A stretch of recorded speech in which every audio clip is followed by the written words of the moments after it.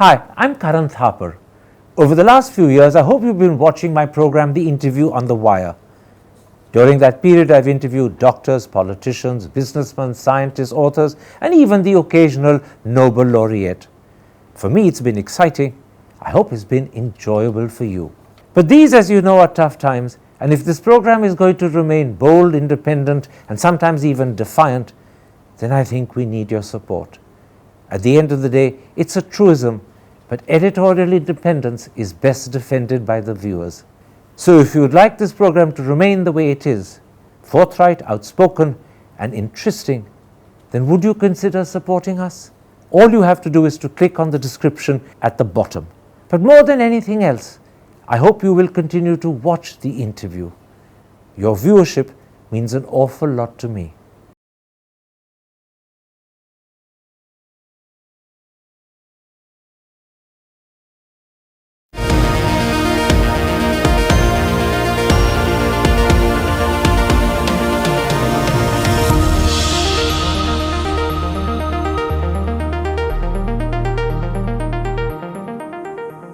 Hello and welcome to a special interview for The Wire.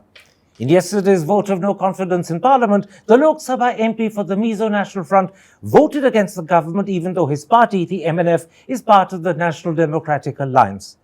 Joining me now to explain why he did that, how he views the Modi government's treatment and attitude and handling of the crisis in Manipur, and most importantly, how he views the Home Minister's claim made on Thursday that illegal Kuki immigrants from Burma, who've apparently and allegedly settled in Manipur and have created fears of a demographic change, are one of the reasons for the problem, is the Lok Sabha member for the MNF, Lalrosanga. Mr. Lalrosanga, yesterday, in the no-confidence debate in the Lok Sabha, Yes. you voted against the government, even though your party, the Mizo National Front, is a member of the National Democratic Alliance. Can you start by explaining why did you do that? Well, in the first place, it was because of our unhappiness with the handling of the Manipur situation by the Manipur state government and indirectly by the central government. You know very well that Manipur is an adjoining state of Mizoram, and we are very much related with the hill tribes of Manipur. They are our ethnic brothers and sisters. And they came to Mizoram. A lot of them have come over to Mizoram for refuge and accommodation and help. So we are helping them out as much as possible. And in the process, we have come to know how much they have suffered. We have come to know that in the initial stage of the violence that broke out some 3 months back, they were really very, very hard pressed. They were really much in distress. They lost their houses, and people were killed, and Women were raped. and so they went through so much of trauma. And we thought that the government would act immediately and put a stop to all this. But so far, nothing really has been done effectively to put down the violence. Let me then ask you, in your eyes and in the eyes of your party, the Mizo National Front, how poorly, how badly has the Modi government handled the crisis in Manipur? Well, I would say that they have allowed the state government in Manipur to, allow the situation to go out of control. Even the Supreme Court had said that the state government machinery, failed. So your biggest charge against the Modi government is that they've allowed the state government Yes. to let things get out of control. Exactly. I'll come to the state government in a moment's time. Let me first ask you a question about the Prime Minister. Yesterday, he spoke for 1 hour 35 minutes. Papers are claiming that afterwards he actually said that he had beaten Lal Bahadur Shastri's record. In that speech of 2 hours and 15 minutes, he spoke twice about Manipur. First for 5 minutes, then for 30 seconds. Given that it's the biggest crisis the country faces today, was this 5.5 minutes adequate? No. Or was it insufficient? Very much insufficient. I would have expected him to address the issue in Manipur first and foremost, before anything else. before talking about developments, before claiming so many things, he ought to have spoken about Manipur in the first place. So he got his priorities He wrong. should have spoken about Manipur at the beginning of the monsoon session of Parliament. In other words, his silence does him no credit. No, absolutely no. And yesterday in his speech, he got his priorities wrong. He only brought up Manipur after 90 minutes of talking about everything else. Yes, yes. He brought up Northeast pretty late in the speech. Do you feel let down by his attitude?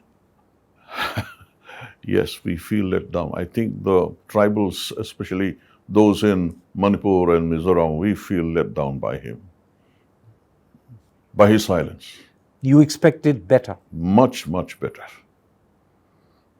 As he must have done in other places at other times during natural calamities, disasters, accidents, and at times when he used to speak about his feelings, how he used to, offer his condolence, his sympathy. But That hasn't happened here. No.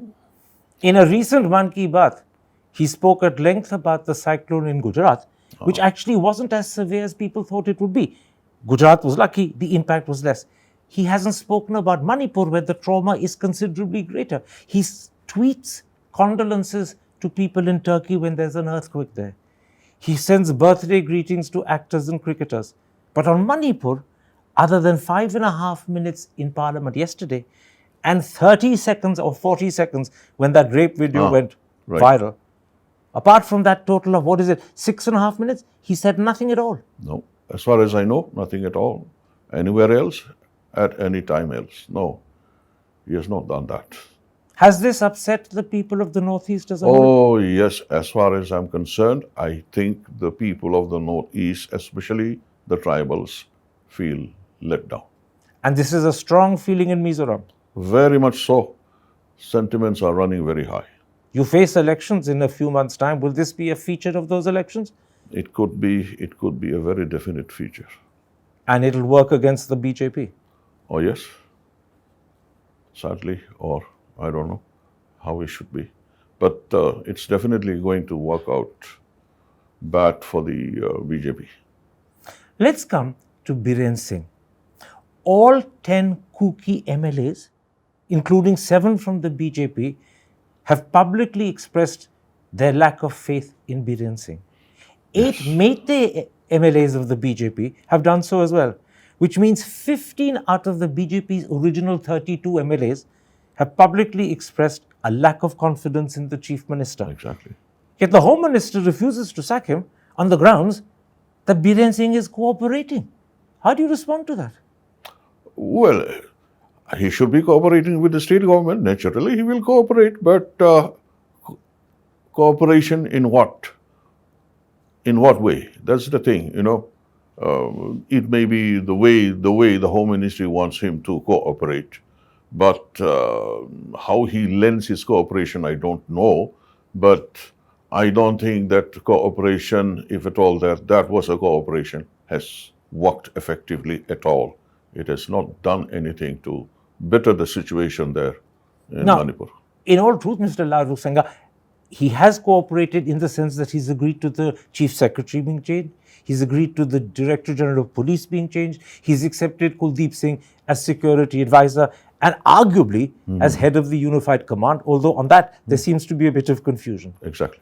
But the problem is that the kooky people, 16% of the population of Manipur distrust him. Yes. They see him as anti-kooky. Yes. Surely, therefore, he is an obstacle to peace. That's the reason to remove him. Exactly. There is a mistrust. People don't have confidence on him. I mean, exactly, especially the cookies, they don't have confidence on this particular Chief Minister.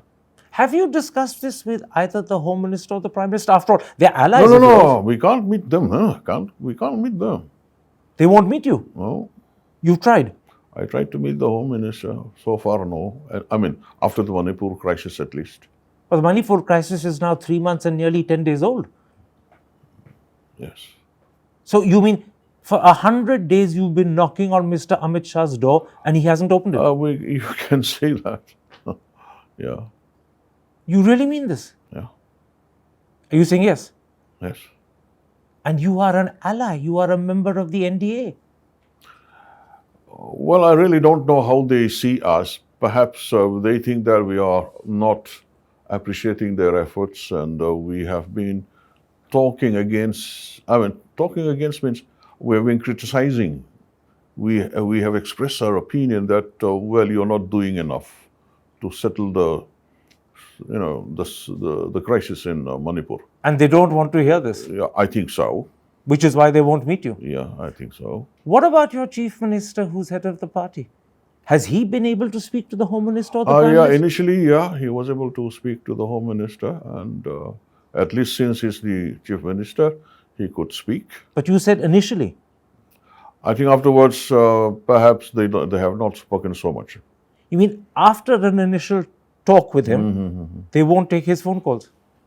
No, it's not that they are not on speaking terms. I believe they might have spoken to each other quite recently also, but He certainly helped encourage the ITLF come to Delhi and speak to Mr. Amit Shah last week. Yeah, for that they might have spoken. But they don't want to hear your chief minister's criticisms of their handling. No, they won't. On Thursday, in his speech, the Home Minister said that a large influx of Kuki refugees from Burma, who have settled down allegedly in the forests of Manipur and aroused fears of demographic change, are one of the key causes of the problems in Manipur. Now, that, as you know, is what the Meitei have been claiming. Suddenly on Thursday, the Home Minister was saying it, and it sounds as if he's accepted a Meitei allegation as fact. The Kukis strenuously deny this. So how do you view this? Because this was said by the Home Minister in Parliament. That's as you said, that's the Meitei narrative of the present government. Okay, that can't be. Kukis have been in those hills for a long, long time, centuries, right from the British time. And how can Kukis be illegal immigrants? No. We have been in those hills, Mizoram and Manipur and adjoining areas for centuries. It's recorded in the documents, British documents. Britishers have been recording as far back as 1777 about Kukis of Manipur. Okay, they are not illegal immigrants. So then, in fact, even, of course, lately, after the Myanmar, takeover by the military junta, those refugees who seek shelter in Manipur, they try to come to Manipur, but many have been arrested. Many have been jailed. but according to the state government, that is only a total of some 2,500 approximately. It's a very small number. So, but you cannot. You in Mizoram have over 45,000. Yes, but you cannot term the rest of the Kukis illegal immigrants from Myanmar. No. But that is precisely what the Home Minister on Thursday said. I'm quoting the Indian Express. The Indian Express of the 10th, they said that an influx of Kuki refugees from Burma who have settled down in the forests of the Manipur Valley and aroused fears of demographic change are one of the key causes of the problem. No, I don't think. But your ally is saying this.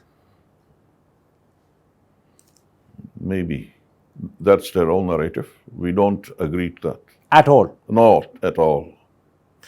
In fact, the Home Minister in that speech on Thursday went one step further.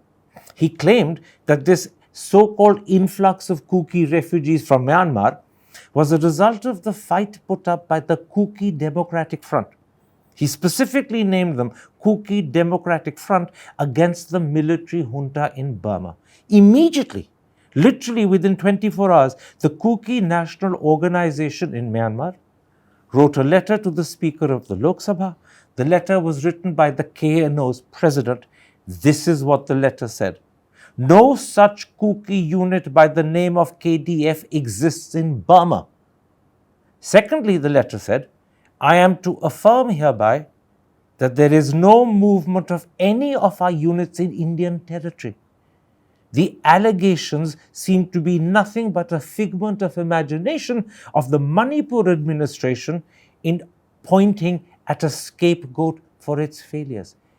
Clearly, this suggests that the Home Minister made a terrible mistake and got his facts wrong. That's what, unfortunately, the Honorable Union Home Minister has been taking his narrative from Biren Singh and his party. That is the thing. That's why they got it wrong. I have never heard of that organization. Kuki National, No, Kuki Democratic Front. no, I have never heard of it. So Biren Singh has made up an organization, told the Home Minister about it, the Home Minister has accepted it and spoken about it, but the organization doesn't exist. Possibly. I really don't know about the existence of such organization. Not at all. I haven't heard of it. Yesterday in the Rajya Sabha, when your colleague Mr. K. Vanlal Vena spoke to say that it's wrong to call tribal people in Manipur Myanmaris, his mic was switched off, and Mr. Dhankar, the chairman of the Rajya Sabha, ruled that his speech would not go on record. In other words, he was silenced and whatever he said was expunged. How do you, as his colleague in the Lok Sabha, respond to that? No, if that actually happened, because I have not spoken to Mr. Vanal Vena It's an article on by that. it's an article Yeah. by Esha Roy in today's Indian Express, Yeah. and he's confirmed to her in that article this happened. We spoke last night over phone regarding the voting in the Lok Sabha, but he didn't tell me about that. So I really don't know what happened. But if just by saying that his mic was muted, I think that was not democratic at all. And the speech was expunged, or whatever he was saying was expunged. Yeah, so if it is expunged, we can't even know what really was spoken. After the speech or the Rajya Sabha shut down for the day, Mr. Vanlal Vena spoke to the Indian Express. The name of the correspondent is Esha Roy. Okay. This is what he said to him, I'm quoting him. The Honorable Home Minister said that the tribal people in Manipur are Myanmaris. We are not Myanmaris. We are No. Indian. We have been living here before the British administration. Yes, that is true. I agree to Mr. Vanal Vena. That's very true. We are not Myanmaris in any way. We are not Myanmaris. We have been here in the hills of the Northeast for centuries. So Mr. Dhankar has treated your colleague, Mr. Vanlal Vena, wrongly and unfairly. Yes, that's what I feel. The problem is that the United Naga Council, which I believe is the apex body for at least the Nagas of Manipur, issued a formal claim in a formal press release a few days ago demanding an NRC exercise, a National Register of Citizens exercise in Manipur to specifically detect and remove what it called illegal refugees from Myanmar. Now, this UNC position is identical to the Meitei position. Doesn't it clearly suggest that the Tangkhul Nagas are siding with the Meitei against the Kuki? No, that I can't comment upon. I won't want to comment upon that because that Naga,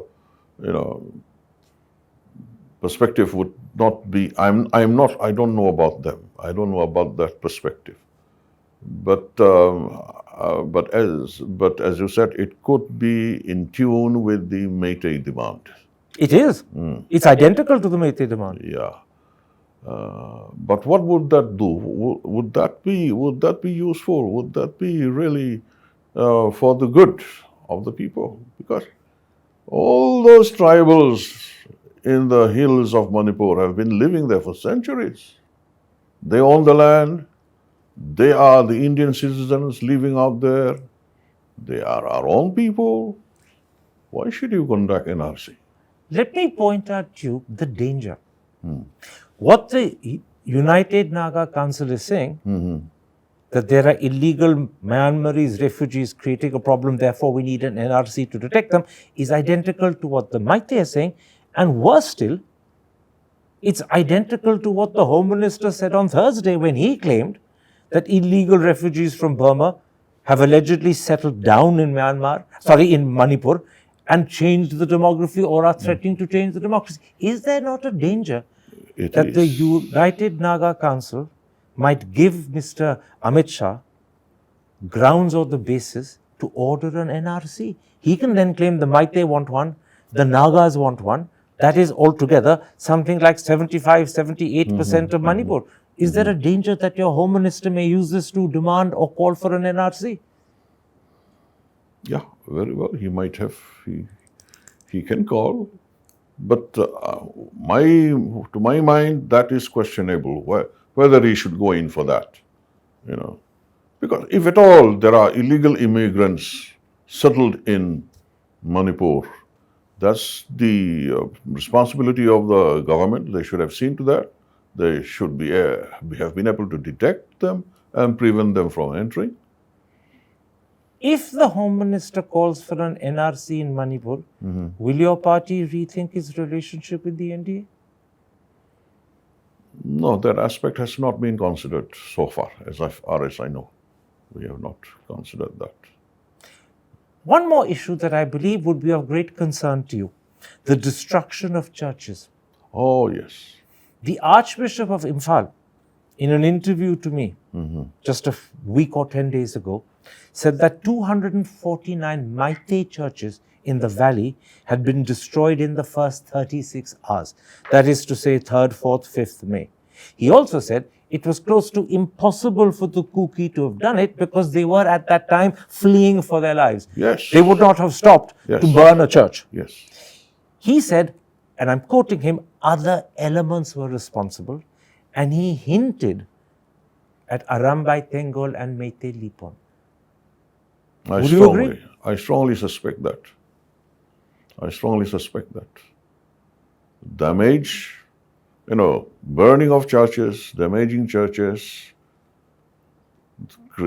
desecrating the church. I mean, that's a very, very painful experience for the Kukis residing in the valleys and also in the hills. But there has not been any news about, rebuilding, restoration, or compensation, or any type of assistance. Those places of worship are totally gone now. They are burnt down to ashes. Who's going to raise them up? Rebuilding, rehabilitating Yes. is the duty and responsibility of Biren Singh government. And as you say, it's silent. Is there something else, therefore, that you hold against Biren Singh? No, not just one particular point, but I do think that both the central government and the Manipur government ought to undertake this responsibility of rebuilding the churches. But they haven't even spoken about it. So far, I haven't heard anything about it. Tell me, behind the cover of an ethnic conflict between the Kuki and the Meitei, are you worried that there are religious overtones? Certainly, the Archbishop of Imphal believes that could be the case. He's not certain, but he believes it could be the case. How do you view it? I think it's quite possible. I'm not saying it is, but it's quite possible. Do you think the Hindutva elements could be involved? No, I haven't heard anything about that. I don't think so. We're coming to the end of this interview. The Meitei believe that the world has got a one-sided and distorted picture of what's happening in Manipur. The image they say the world has got is that the Kukis are victims, the Meitei are the perpetrators. And Meitei organizations like Kokomi say this is not just unfair, it's totally wrong. Both sides, they say, have done horrible things to each other. Both sides, Kokomi claims, are equally guilty of rape, murder, arson, looting. Would you agree? Or do you think, in fact, the real victims are the Kuki, the perpetrator, the Meitei? I don't agree to the Kokomi's version, but I say that the Kukis are the victims in this. And the Meitei are the perpetrators? To a large extent, I would say. I really don't know to what extent they are responsible, fully or partially, whatever, but yes. But in your eyes, overwhelmingly, the Kuki are the victims? Oh yes, definitely. Definitely. Finally, you voted against the Modi government yesterday. Was it specifically on Manipur alone, or are there other areas where you have differences? In our case, our place in the NDA is issue-based. So this is specifically issue-based Manipur issue. So it was only on the Manipur issue that you voted against? Yeah, yesterday. Therefore, does the Mizo National Front continue to be a member of the NDA? So far, but we don't know how long. That's a very interesting answer. In other words, the possibility of breaking with the NDA has clearly occurred to you and your colleagues. Yes, yes. Let me repeat something I asked earlier. If the Modi government was to order an NRC, because the Maite want it, because now the United Naga Council has called for it, could that be a breaking point? I don't know. I can't say about that because that is yet to be considered by my party. The party is yet to take a stand on that. But nonetheless, the possibility of breaking with the NDA is something you're considering. There's a lot of questions being asked within the party. When the elections happen in November, will you fight as allies of the BJP or will you fight separately? We will be fighting separately. Will there be seat sharing between you? No, as far as I know. And these questions in the mind of the party about whether you should continue with the NDA or not, will they have reached some sort of answer before elections happen? It's possible. So, sometime between now, the 11th of August, and November, when elections are held in Mizoram, you will know whether you continue in the NDA or not. Yes, I think so. In the next 3 months, we'll know. I think so. Thank you very much indeed, sir, for this interview. Thank you. Thank you, Karan. Thank you. It's a pleasure. Hi, I'm Karan Thapar. Over the last few years, I hope you've been watching my program, The Interview on the Wire. During that period, I've interviewed doctors, politicians, businessmen, scientists, authors, and even the occasional Nobel laureate. For me, it's been exciting. I hope it's been enjoyable for you.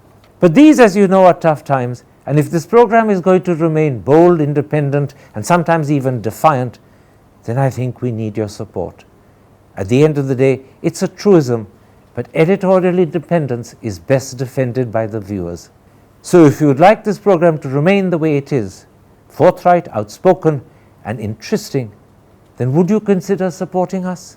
All you have to do is to click on the description at the bottom. But more than anything else, I hope you will continue to watch the interview. Your viewership means an awful lot to me.